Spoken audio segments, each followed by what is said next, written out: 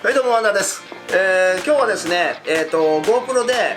ドライブしてみようかなと思ってます。マンハッタン島の先端にね、ブルックリンブリッジってあるんですけれども、それ渡ったところダンボ地区って言います。そこのダンボ地区っていうのはニューヨークの観光地でもねベスト3に入る非常にホットな場所なんですけれども、そこから車でブルックリンブリッジを渡り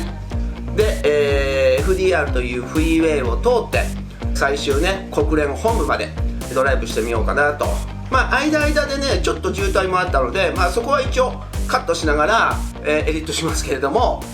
途中でね、写真もちょっと間に挟みながら、皆さんとね一緒にドライブできたらかなと思ってます。それではニューヨークのドライブお楽しみください。